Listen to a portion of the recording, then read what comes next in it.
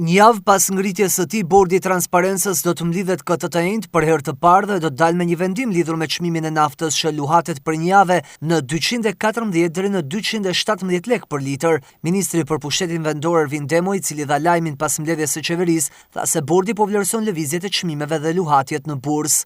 Sa për ndikimin në rritjen e çmimeve të produkteve të shportës, Demo nuk mundi të shprehej, por nënvizoi se prioritet është garantimi i transparencës dhe marrja masave për të lehtësuar barrën e qytetarëve.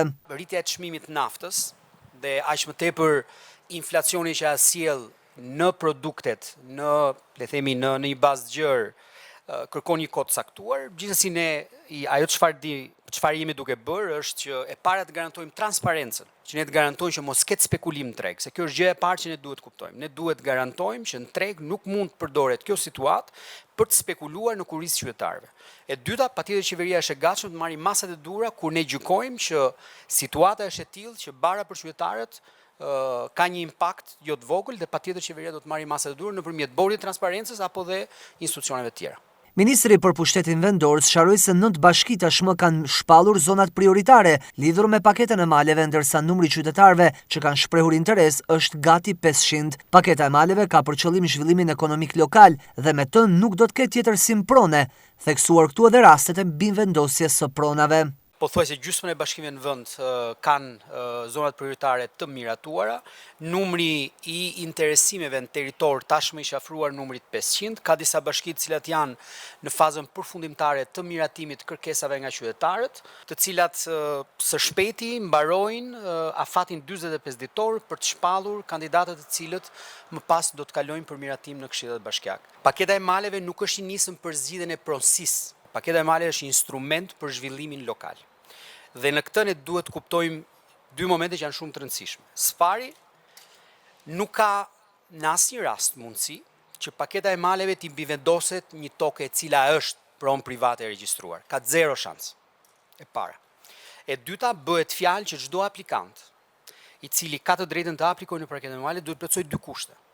Ose duhet ta ketë zotruar atë territor për spaku 10 vjet, ose duhet ta ketë zotruar të territor me një dieni të gjerë të publikut, siç kemi raste sidomos në veri të Shqipërisë, kur njerëzit i kanë ndarë tokat në bazë të kufive të vjetër, por nuk kanë dokumentat e pronësisë dhe nuk ka aty asnjë pronar tjetër privat. Në këto raste atyre lindet drejta për të aplikuar, por kjo nuk është përfundimi i procesit. Procesi vetvete ka disa tregues, sidomos për të garantuar që komuniteti të jetë i përfshirë, duke përfshirë afatin 45 ditor publik, që çdo aplikant që e ka bërë në bashkia pasi bën verifikimet, shpallet 45 ditë, gjatë afatit 45 ditor, nëse ka një kontestim nga kufitari, nga një subjekt i cili mund të pretendojë pronësi në të njëjtën territor, procesi automatikisht pezullohet. Ndërkohë ministra e Shëndetësisë Evis Sala u pyet nga gazetarët për koncesionin e sterilizimit i cili pas 10 vitesh i ka kaluar shtetit. Sala tha se po mbahet në monitorim dhe se deri më tani ka funksionuar shumë mirë. Koncesioni i ka kaluar shtetit, nuk është se do t'i kaloj shtetit. Ka 3 javë, ose ka 3 javë që i ka kaluar shtetit, u ngrit kapaciteti dhe po funksionon shumë mirë të 3 javë, është bërë një punë shumë e madhe, që ndoqi të gjitha procedura legale për vlerësimin